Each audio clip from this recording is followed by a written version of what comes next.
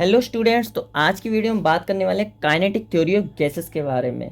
तो ये वीडियो बहुत ही ज़्यादा छोटी होने वाली है, तो प्लीज़ वीडियो पर बने रहिएगा और इस वीडियो में जितने भी टॉपिक्स हैं बिल्कुल क्लियर करने वाले हैं अच्छे तरीके से।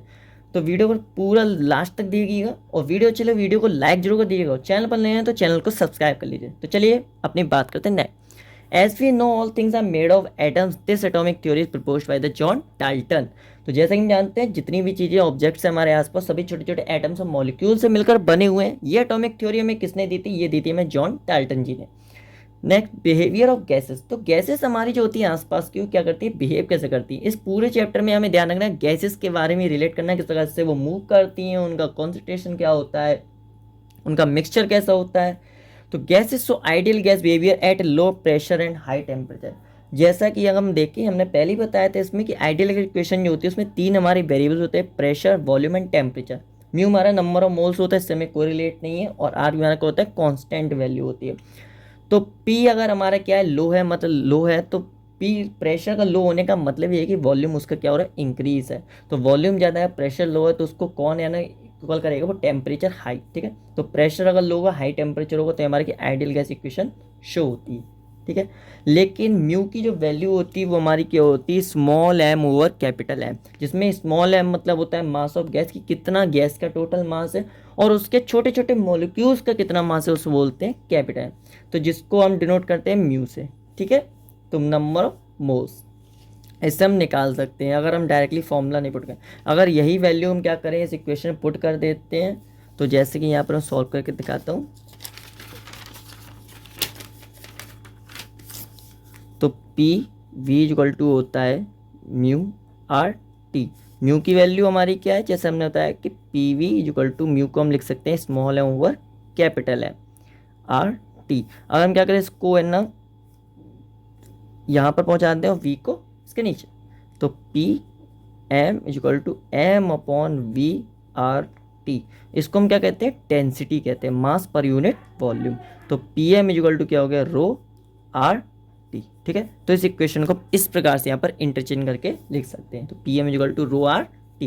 यहाँ पर म्यू क्या है, नंबर ऑफ मोल्स हैं। ध्यान रखना, अगर न्यूमेरिकल्स में हमारे नंबर ऑफ मोल्स दिए जाते हैं डायरेक्टली लिख सकते हैं, नहीं दिए जाते तो उनका इस प्रकार से हम निकाल सकते हैं।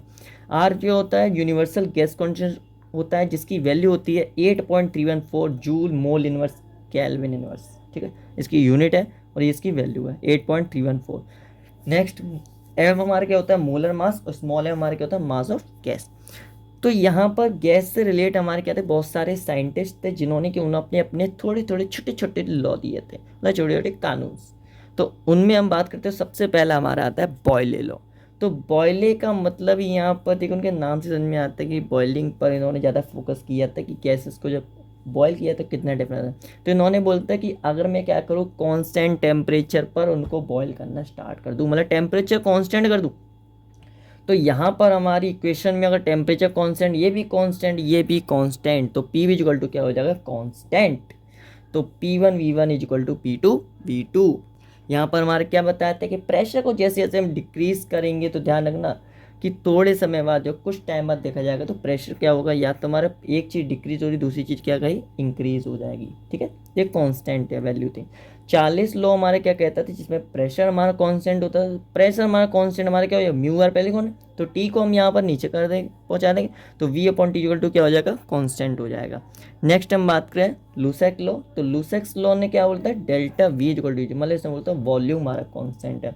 तो वॉल्यूम कांस्टेंट का मतलब होता है P upon T equal to constant. ठीक है, सिमिलरली इक्वेशन को बस आपको अब इंटरचेंज करना है। Next, Avogadro law. तो एवोगाड्रो ने हमें बताया था कि म्यू1 इक्वल टू म्यू2। अगर हम बात करें कि यहाँ पर दो गैसेस लेते हैं जिनके नंबर ऑफ मोल्स हमारे क्या होते हैं, इक्वल होते हैं, तो उससे कितना डिफरेंस मिलेगा। तो इन्होंने बस इतना बोला था कि अगर उनके बिहेवियर गैसेस के क्या सिमिलर है, एवोगाड्रो लॉ के अकॉर्डिंग अगर उनके गैस के बिहेवियर सिमिलर है, तो हो सकता है पॉसिबिलिटी हो कि उनके नंबर ऑफ मोल्स ही हमारे क्या है, इक्वल आए।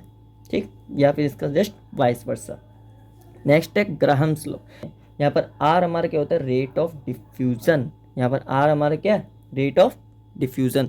तो मतलब जितना ज़्यादा गैस अगर हमारी में, जितने ज़्यादा उसमें मॉलिक्यूल्स होंगे, उतनी ही इसका मतलब है कि नंबर ऑफ मोल्स किसी भी गैस में जितने ज़्यादा होते हैं उतना ज़्यादा उसका डिफ्यूजन रेट मतलब मिक्सिंग रेट क्या हो जाता है, कम हो जाता है। ठीक है,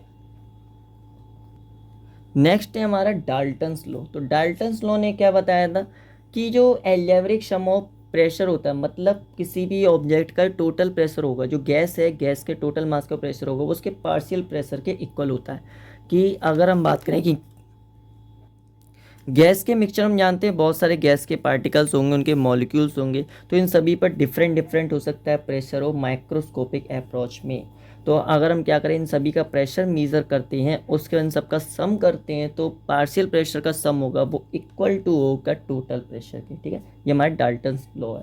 नेक्स्ट है Boltzmann constant, it's show the kinetic energy of the gas molecule. तो गैस मॉलिक्यूल में जितनी ज़्यादा काइनेटिक एनर्जी होती है वो बोल्ट्जमान कांस्टेंट द्वारा ही निकाली जाती है, जिसको बोलते हैं के बी, जिसे बोल्ट्जमान कांस्टेंट की वैल्यू होती है 1.38 into 10⁻⁻23।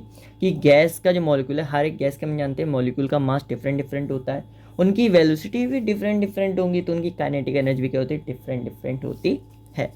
Next Avogadro constant, number of moles in an atom, कि किसी भी गैस मॉलिक्यूल के एटम में कितने कितने मॉलिक्यूल्स पाए जाते हैं, कितने मोल्स पाए जा रहे हैं गैस के, उसको बोला जाता है एटम। ठीक है, नंबर ऑफ एटम्स होते हैं एवोगाड्रो कांस्टेंट भी बोला जाता है इसको। 6.022 इंटू 10⁻23 मान के चलते हैं कि हम एक एटम के अंदर नंबर ऑफ मोल्स गैस के होते हैं इतने एटम मौजूद होते हैं। नेक्स्ट एवरेज काइनेटिक एनर्जी, तो जैसे कि बताया बोल्ट्जमान कांस्टेंट के द्वारा हमने काइनेटिक एनर्जी देखी, तो कितनी होती है वो थोड़ा देखते मेजर करते हैं। तो काइनेटिक एनर्जी होती है वो हाफ ऑफ एवरेज वेलोसिटी का स्क्वायर होता है। क्या होता है, हाफ ऑफ एवरेज वेलोसिटी। जो बार का साइन है वो यहाँ पर एवरेज वेलोसिटी की डिनोट करती है। ठीक है, बार भी इज इक्वल टू 3/2 RTM, जहाँ पर R हमारा रेट ऑफ डिफ्यूजन, T हमारा टेम्परेचर और M हमारा क्या हो गया, मास ऑफ मोल्स। तो टाइप्स ऑफ वेलोसिटी जो होती है गैस में तीन प्रकार की होती है। एवरेज वेलोसिटी होती है जिसको बोलते हैं वही कि मतलब जितने भी वेलोसिटी उनका सम और नंबर ऑफ वेलोसिटी हम डिवाइड देते हैं, तो एवरेज वेलोसिटी हमें मिल जाती है। रूट मीन स्क्वायर वेलोसिटी होती है जिसका मतलब होती है रूट, तो पहले हमने यहाँ पर उल्टा अगर हम देखें तो वेलोसिटी का स्क्वायर होता है। ठीक है, उनका मीन मतलब उनका एवरेज निकाला, मतलब स्क्वायर का मीन निकाला, उसके बाद क्या किया, इनका रूट कर दिया, तो इसे बोलते हैं रूट मीन स्क्वायर वेलोसिटी। ठीक है, सबसे पहले वेलोसिटी का स्क्वायर, फिर उनका मीन मतलब उनका एवरेज निकाला, उसके बाद उसके अगर रूट कर दिया, क्या बोलते हैं इसको, root mean square velocity. Next होती है most probably velocity. Most probably velocity का मतलब होता है कि वो उसकी हम क्या करते हैं, प्रोबेबिलिटी करते हैं कि अप्रोक्स हो सकती है कि इतनी ज़्यादा तक ये वेलोसिटी इसकी इंक्रीज हो जाए या फिर डिक्रीज हो सकती है, इससे मूव कर सकती है। ठीक है, तो मोस्ट प्रोबेबल वेलोसिटी बोला जाता है उसको, जिसमें फर्स्ट है KB/m इक्वल टू R/m। तो आपको याद रखना है कुछ रिलेशंस यहाँ पर हमारे जो दिए गए हैं उनको आपको याद रखना है कि फॉर्मूला जो होंगे वो जितने भी वो यूज़ होने वाले हैं इसके न्यूमेरिकल्स में, क्योंकि ये चैप्टर आपका न्यूमेरिकल्स में ज़्यादा होने उसमें थ्योरी पार्ट बहुत ही ज़्यादा कम है। तो KB/m equal to R/m। Average velocity का फॉर्मूला अगर हम यहाँ पर जैसे कुछ यहाँ बताए थे, सिमिलरली उनको चेंज करके हम R/T की फॉर्म में हम अगर लिखना चाहें तो इस प्रकार से लिख सकते हैं। ठीक है, तो एवरेज वेलोसिटी फॉर्मूला और root mean square velocity formula, most probable velocity formula ये होता है। नेक्स्ट इन तीनों में एक रिलेशन होता है, VRMS जो होता है उन तीनों का रेशियो जो होता है वो इतना होता है 1.73 रेशियो 1.6 रेशियो 1.41। तो इस हिसाब से VRMS जो होता है सबसे ज़्यादा होता है, फिर एवरेज वेलोसिटी, फिर मीन प्रोबेबल वेलोसिटी। ठीक है, नेक्स्ट काइनेटिक एनर्जी मोल्स की अब होती कितनी है, तो जैसे कि था काइनेटिक एनर्जी होती है वो FRT/2 होती है, जहाँ पर F हमारा क्या होता है, डिग्री ऑफ फ्रीडम। क्या होता है, डिग्री ऑफ फ्रीडम। इसको डिस्कस करते हैं आगे कि डिग्री ऑफ फ्रीडम होता क्या है। तो the number of direction in which gas can move freely, gas के मॉलिक्यूल्स भी क्या होते हैं जब वो किसी भी जगह फ्रीली मूव करते हैं, तो कोई भी डायरेक्शन जितनी डायरेक्शन मूव कर सकते हैं उसको बोलते हैं डिग्री ऑफ फ्रीडम।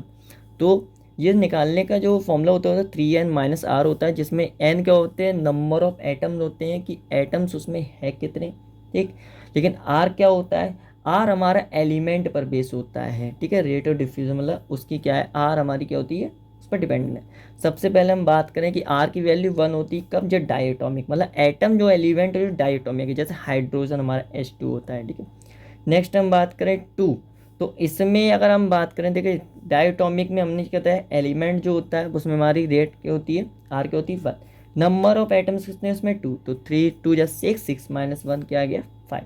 ठीक है, सिमिलरली यहाँ पर कंक्लूड किया गया। ट्राई एटॉमिक मतलब जिसमें CO2 जिसमें 3 एटम्स होंगे। नेक्स्ट मोनोटॉनिक मतलब जिसमें एक ही एटम होगा एलिमेंट में, जैसे हीलियम में एक ही होता है, कार्बन डाइऑक्साइड हमारा एक एलिमेंट है लेकिन उसमें 3 एटम है, इसमें हाइड्रोजन हमारे 2 एटम्स है एक element. Next non linear atom. अब नॉन लीनियर और लीनियर का मतलब क्या होता है, इन दोनों का मतलब इसमें भी 3 एटम्स होते हैं इसमें भी 3 होते हैं, लेकिन लीनियर का मतलब होता है कि अगर हम CO2 को डिनोट करते हैं तो हमारा एक ही चेन में ये रिएक्ट होता है, ठीक है, CO2। लेकिन हम बात करें नॉन लीनियर की, तो नॉन लीनियर का मतलब अगर एक साइक्लिक फॉर्म में मिलते हैं ये, तो ओजोन का जो फॉर्मूला होता है वो इस प्रकार से होता है। अगर इसको स्ट्रक्चरल फॉर्म में लिखते हैं तो जब ये लीनियर एक लाइन में मिलते हैं तो इसको बोलते हैं ये ट्राईएटॉमिक लीनियर, और जब ट्राईएटॉमिक नॉन लीनियर में कब होते हैं, जब साइक्लिक फॉर्म में मिल जाते हैं या फिर ब्रांच्ड चेन फॉर्म में मिलते हैं, ठीक है। नेक्स्ट, तो इसमें कितना होती है, 3 वैल्यू होती है, आप इसको पुट करेंगे आपको डिग्री ऑफ फ्रीडम की वैल्यू मिल जाएगी, ठीक है। कुछ important formula degree of freedom के बेस पर ही कि CV की वैल्यू को, CV का फॉर्मूला होता है FR/2 होता है, CP का टेस्ट, और गामा जो हमारा CP और CV का रेशियो होता था उसका फॉर्मूला होता है।